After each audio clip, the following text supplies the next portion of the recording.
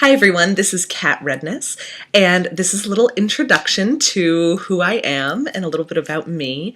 Thank you all so much for sharing your fascinating and amazing stories, and it's been great getting to know you a little bit better.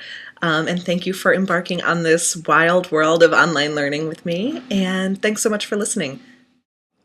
So a little about my name. My name's Kat Redness. It's not a bad name to have if you're a young adult librarian, let me tell you that.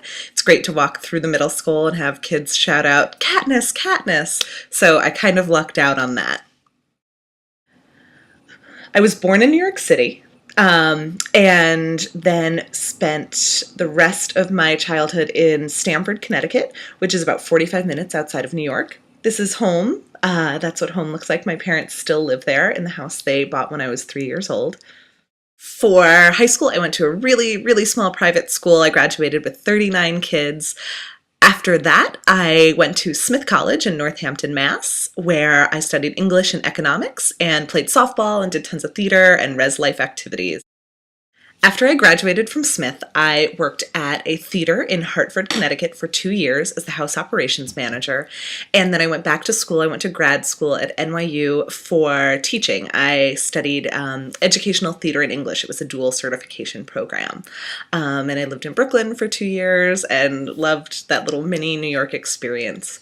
After that, I moved up to Vermont, right around the Burlington area, and got my first job part-time. I was teaching part-time, and then I was part-time young adult librarian at a public library in Essex Junction, Vermont.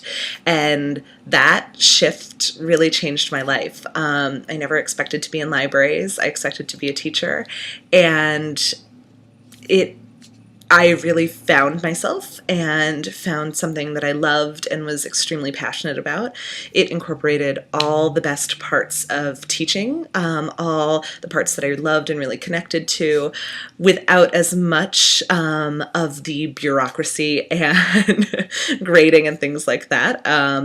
But in a really wonderful, authentic way. I was able to connect to youth. I was able to promote literacy. I was able to do interactive activities and programming and really connect to my community. So I found something that was just as meaningful for me, if not more so, than teaching, and fell madly, madly in love with the world of libraries. This is me dressed as a stereotypical librarian during Spirit Week at my library.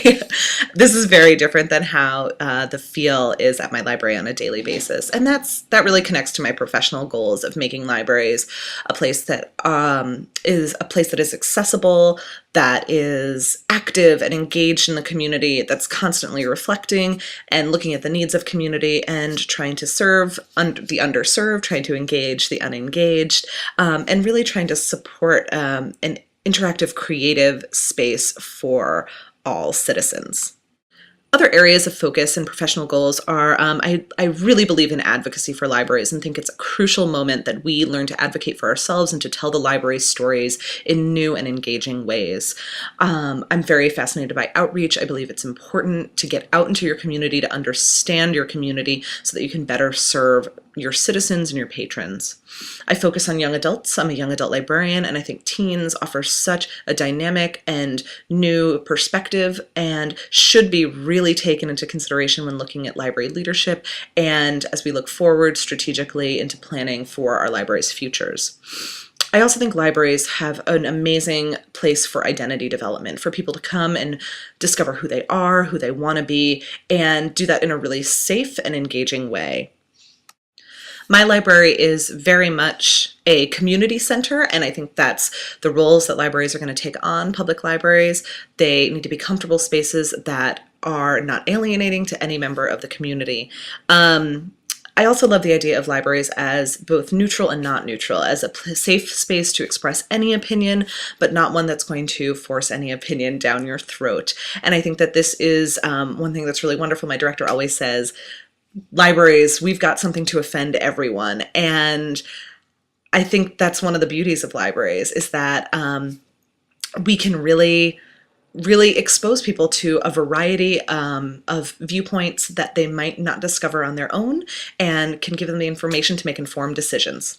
Just to combat that traditional librarian look, here are some other ways that I've gotten to dress up for work. And since we're coming up on Halloween, I thought these were appropriate. And because, we're all a little bit of a nerd, here was when the troopers came to visit our library. Professionally, my hope is to stay in public libraries. I really love the interaction, the diversity, the improvisational quality of working in public libraries. I do hope to move into an administration position, directing a public library, and I would love to stay in Vermont. However, who knows what the future holds. I would also love to be a consultant and resource for advocacy, young adult services, and community engagement. This is what brought me to the iSchool.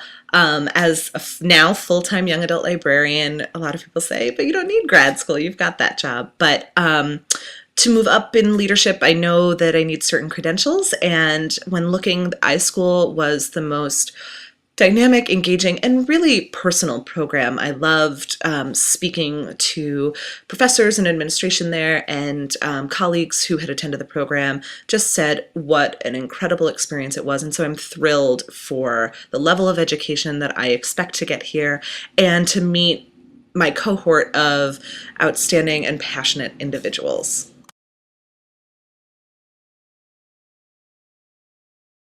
So some fun things about me. These are my cats, my babies, Bates and Stanley, Batezilla and Princess Stanamina Bikini. They have my heart. So the fun part, here are some things you might not know about me that I'd love to share. I identify as queer, which is part of my identity that I'm pretty open about professionally and has created some really meaningful conversations with allies in the community, with people of all identities, and so that's something that I am really proud of and really comfortable sharing. I also have a bunch of tattoos. Not many of them are visible, but a few of them are literary, and I'm hoping to get one more literary one. I have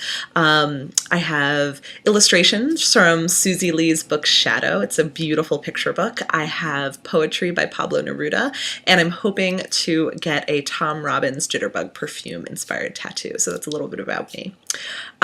Guilty pleasure. Okay.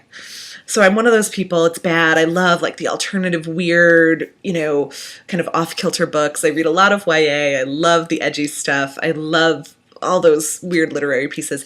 But when I travel, I always get James Patterson audiobooks. So that's my guilty pleasure. They're fun to listen to when you're traveling, and they go really quickly. So I have a little bit of guilt about that, but not too much. And then lastly, in my kind of geeky nerddom, the coolest celebrities that I've ever seen in person or met were David Sedaris, who's one of my favorite authors ever, Ira Glass of This American Life, and Gene Wilder. So that's a little bit about me. And thank you so much for listening. I'm really excited to continue this process with you. And yeah, thank you so much. This is Kat. Thanks for getting to know me.